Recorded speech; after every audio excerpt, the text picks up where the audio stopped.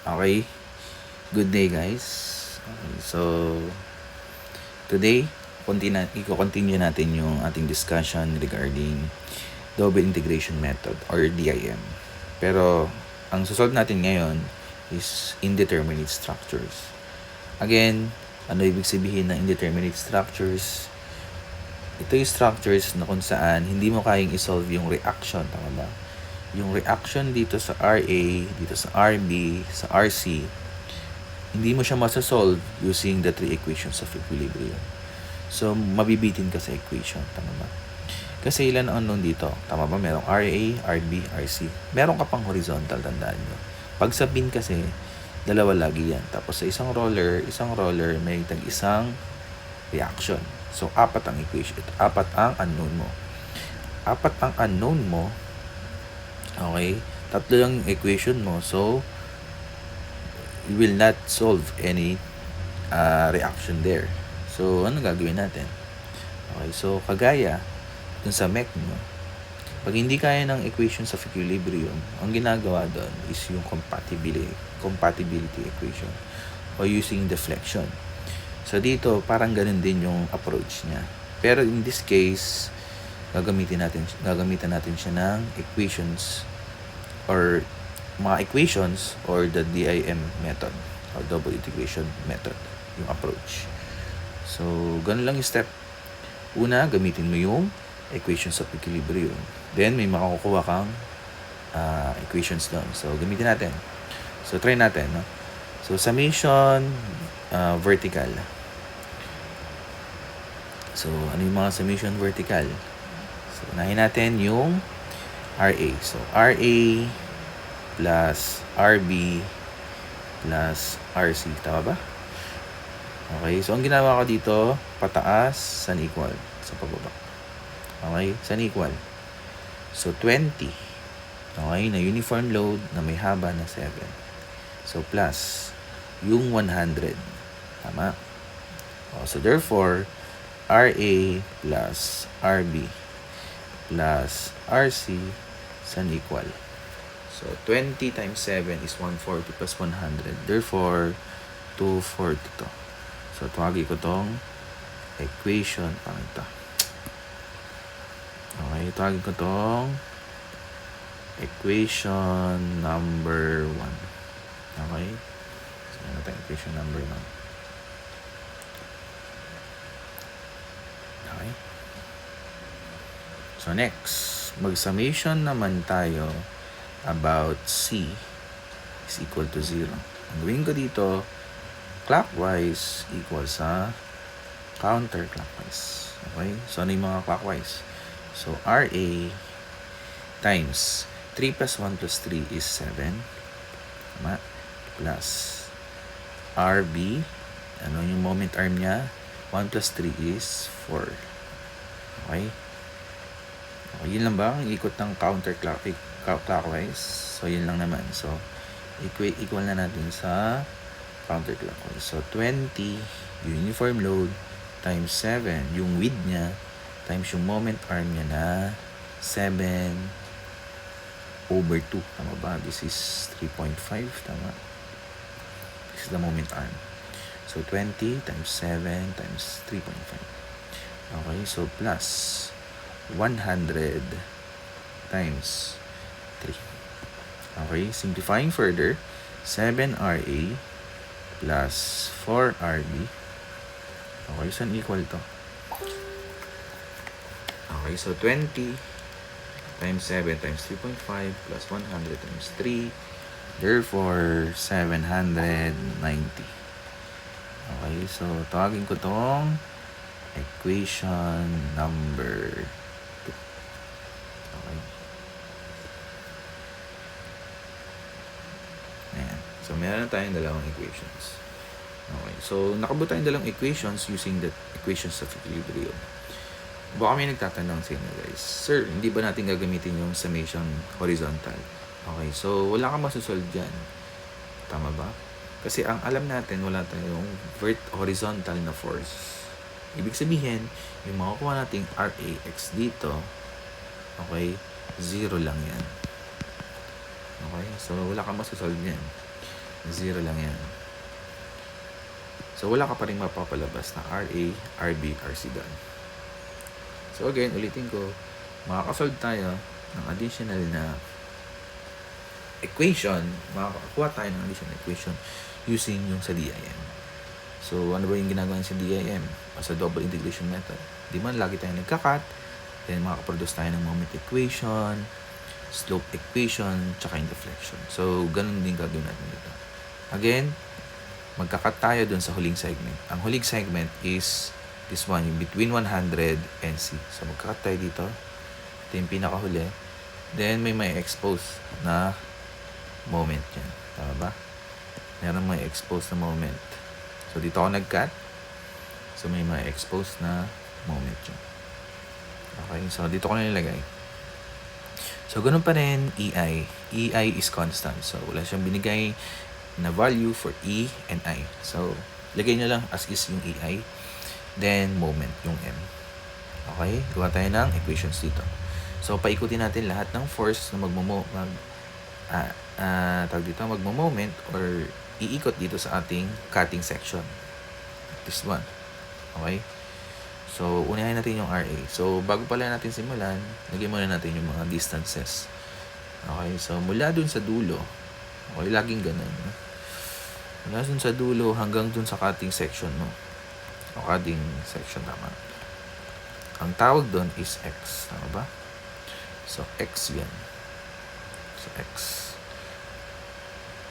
Mula dito hanggang dito sa RB. Okay, tagin ko siyang X minus 3 na. Okay, so ito naman sa taas. Okay, tagin ko naman siyang X minus 4. Okay, so kompleto na. So, once na lagay nyo na yung mga distances, okay, so para hindi kayo malito, lagay nyo yan, ha. Okay, so simulan na natin. Yung RA muna, yung pinakadulo, RA times moment arm niya from this fixed point sa cutting section is X. Okay? Positive kasi clockwise. Plus RB. Okay? Ang kanyang moment arm is, tama ba? X minus 3. Okay? So, X minus 3. Again, gumamit kayo ng makulay bracket. Okay? Para saan? Kasi pag nag-negative yung value inside of that, okay? So, neglect nyo yung value na yan o magiging 0 lang yan. Tama ba? So kung hindi naman na kayo nalilito doon, pwede kayo gumamit ng simpleng parenthesis lang. Pero, in this discussion, gagamitin ko muna is makulis bracket. Okay? So, RB times X minus 3. Ito yung moment arm, X minus 3. Okay. Tapos na tayo sa RA. Okay. Tapos na tayo sa RB. Okay, try naman natin tong uniform load. Uniform load is counterclockwise. So, minus yan. So, 20 times yung width niya. Tama ba? Ang width niya is 20 hanggang dine, which is yung X. Tama? So, X times the moment arm. So, lagi ko ginagawa 20x squared over 2 na lang. Okay? So, plus, minus yung point load na 100. Okay? So, this one. Okay? So, 100. So, 100 times yung moment arm niya na X minus 4. Tama? Okay? So, tapos na tayo. So, highlight ko lang. Okay na itong 100, itong 10, itong RA, itong RB.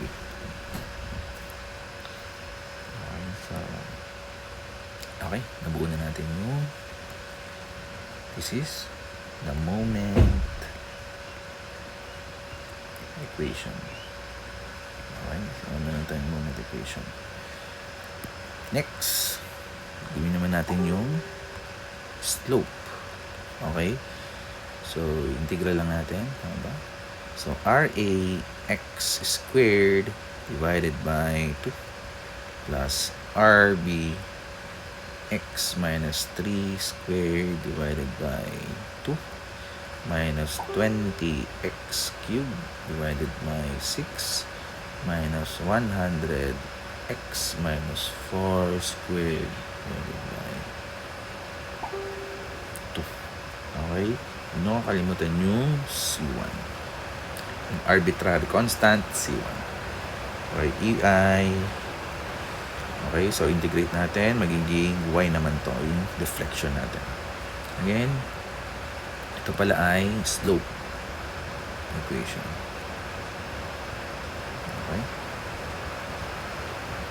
Punta na tayo dito. So, EIY. Okay, so integrate lang natin. RAX cube over 6 plus RB x minus 3 cube over 6 minus 20 raised to 4 over 24 minus 100 x minus 4 cube over 6 plus C1 times x, so magkaka-x na yan, plus C2. Okay? So, this will become the deflection equation. Okay, lagyan na lang deflection. So, after solving, okay, after natin masolve to, masolve to, next is yung boundary conditions. Okay? So, ano yung mga boundary conditions natin dyan? Tama ba? Yung mga point, yung point A, yung point B, yung point C, yung mga location ng support, tama ba? So, unahin natin if, tama ba? Yung mga location ng support, which is yung x is equal to 0, x is equal to 3, and x is equal to 7. So, unahin natin yung x is equal to 0. Tama ba? If x is equal to 0, ba't may 1? Tanggalin natin yung 1. Okay? If x is equal to 0, y is 0. Tama ba? Walang deflection at this point. Tama ba? Kung dodrawing kasi natin yung elastic curve yan, tama ba? Marahil ba ganito yan? Okay? Okay, ganyan na magiging deflection yan. Okay? So, walang deflection dun sa A, walang deflection dun sa B, and walang deflection dun sa C. Okay? So, therefore, kung ito ay 0 daw, 0 din yung x. Kung titignan natin tong equation na to, okay, tignan natin yan. 0 to, 0 to, 0 to, 0 to, tama ba? 0 to, 0 to. Therefore, yung C2 natin ay 0. So, backward ko na lang. So, therefore, yung C2 natin ay equal sa 0. Okay? So, next, if x naman ay equal sa next boundary, okay na to? Punta naman tayo dito sa x is equal to 3. If x is equal to 3, tama ba? If x is equal to 3, nasa point B tayo. Okay? Wala pa ring deflection dyan. So, nabura ko pala to. Ganito yan. So, wala pa ring deflection at that point. Tama ba? So, 0 pa rin yan.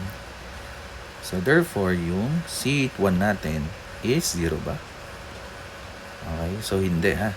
Hindi 0 yan. So, try natin. So, unknown yan. Try natin.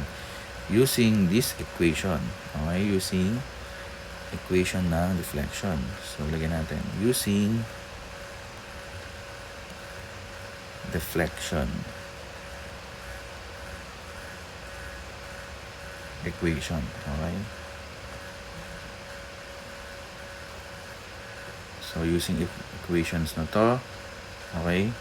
Gamitin natin yan, ha? So, 0 pa rin yung deflection dyan sa equal. Yung RA times x daw ay 3. So, therefore, 3 cube over 6. Tama? Okay. Plus, mapapansin nyo dito sa RB, di ba? Ito magiging 3. So, 3 minus 3, 0. Okay. So, therefore, pwede natin tanggalin or 0 na yung RB. Okay. 0 na itong pangalawang term. So, dito, 20. times 3 raised to 4 over 24. Okay? So, minus 100 times 3 minus 4 is negative. So, pwede natin gawin 0 na din to. Okay? I hope wala nang nalilito pagdating sa Macaulay's bracket. Okay? Again, ulitin ko na lang. Pag nag-negative, yung gitna nito o yung nasa loob nito. Okay? Pag nag-negative yan, okay? So, therefore, gawin nyo na lang 0. Okay? So, plus C1 times X. So, C1 times X is equal to 3C1 na lang. Okay. Tama? Yan lang. Okay. Okay. So, nagkaroon tayo ng problema dito, guys. Nagkaroon tayo ng additional na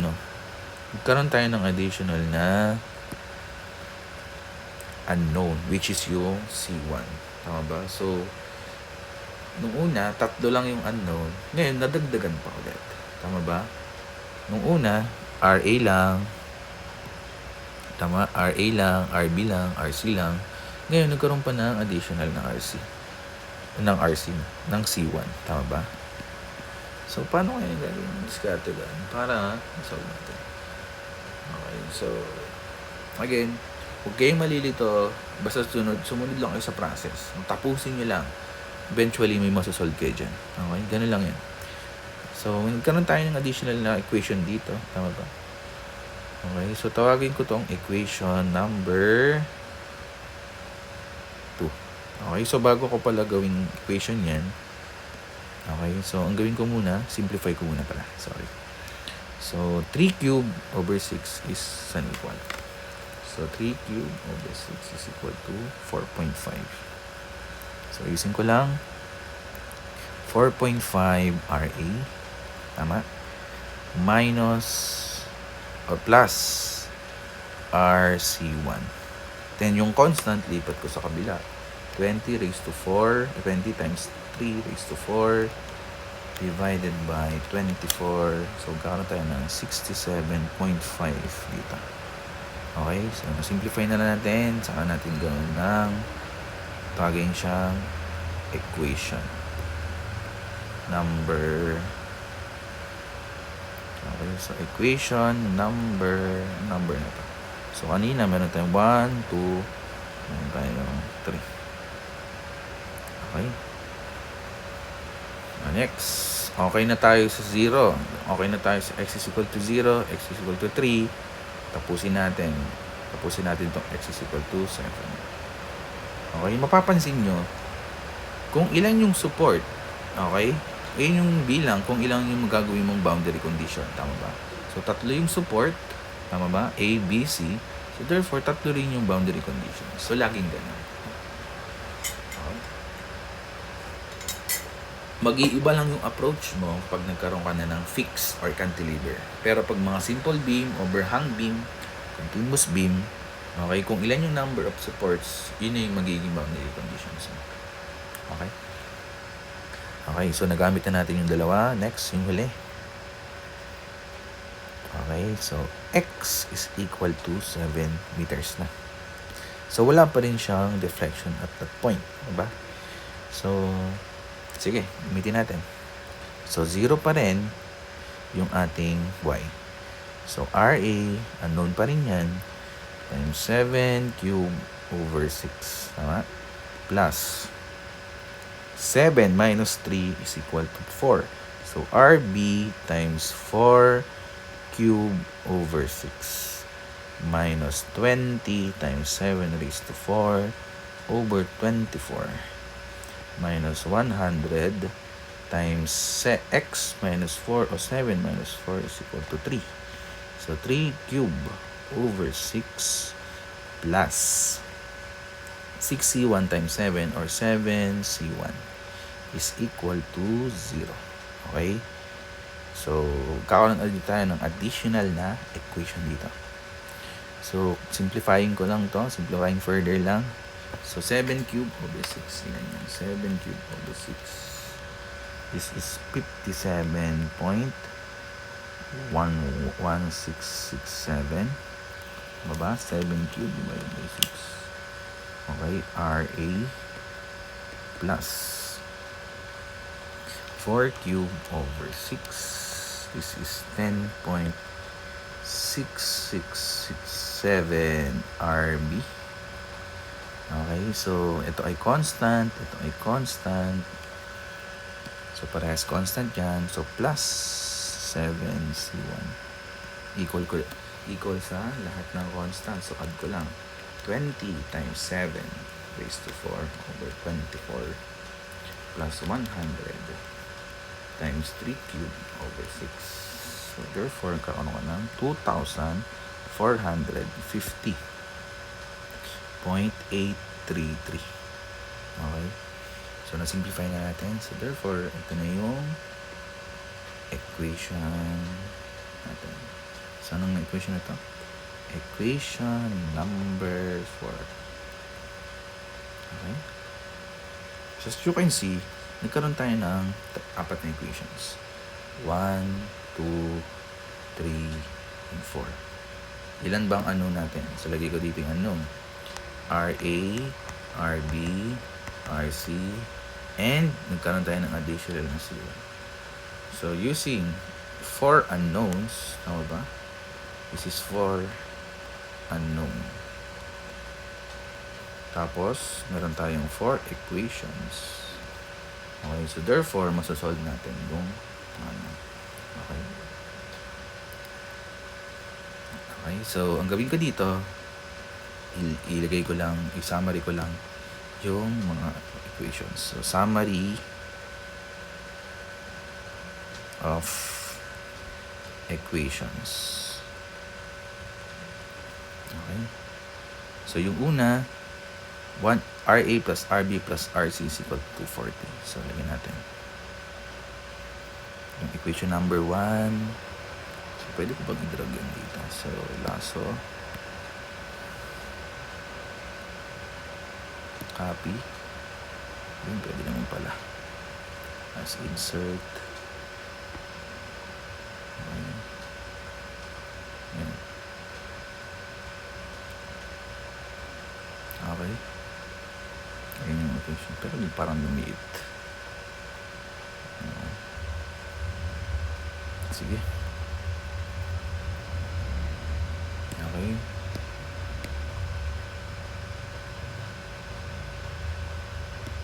Yan yung unang equations. Tama ba? Yung pangalawang equation, this one. Copy. Okay. Tapos, insert ko lang. Then, parang gawante.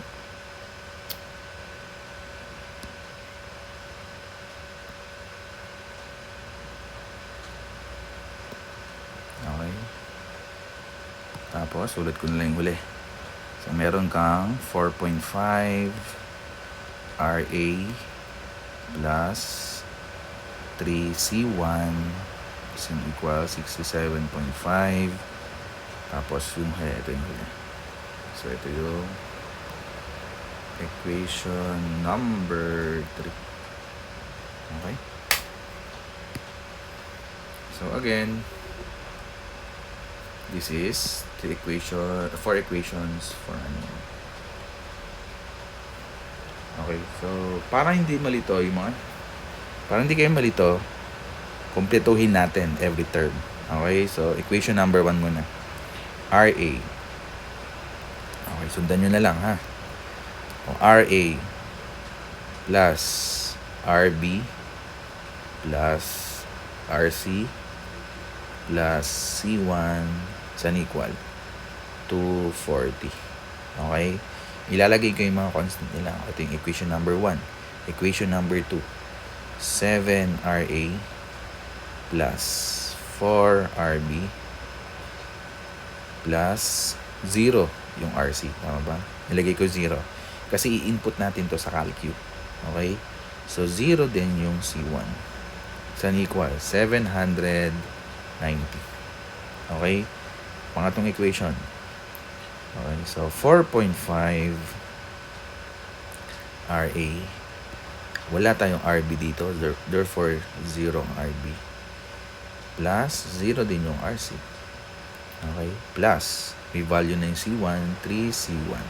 Saan equal 67.5. And last, itong equation 4. Okay? So, meron siyang 57.1667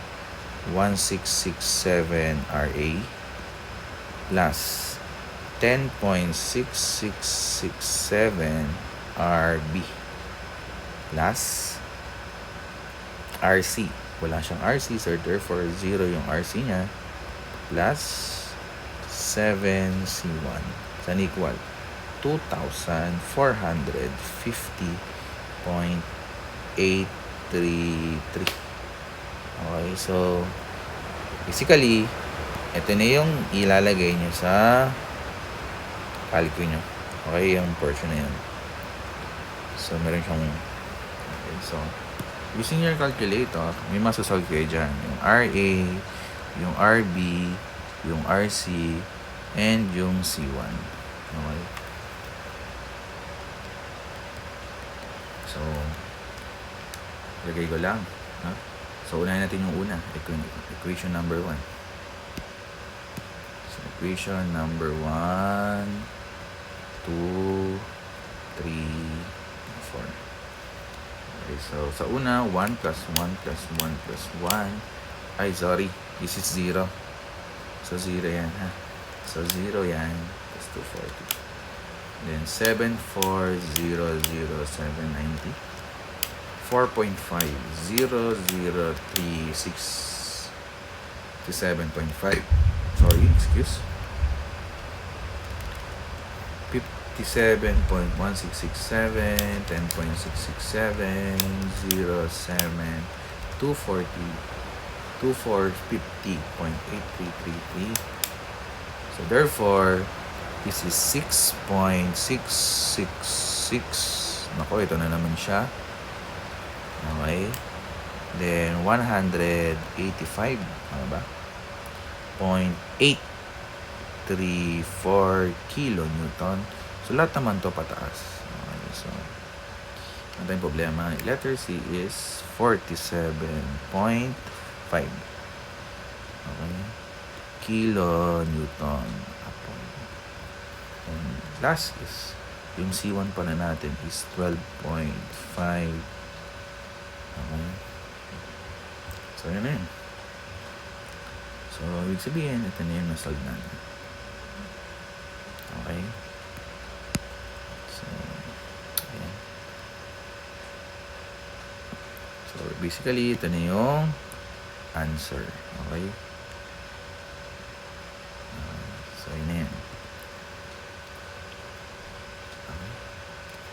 So, try natin i-summarize yung ginawa natin. Okay, so to summarize yung ginawa natin. Okay, so una, anong ginawa natin? Ginamit natin yung, okay, sa summary ka na lang, no? So summary.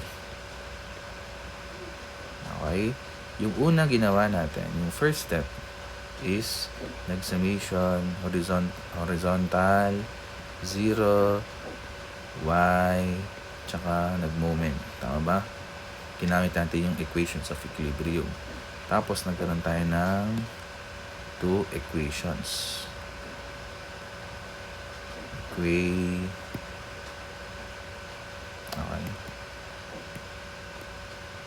2 equations. Tama ba?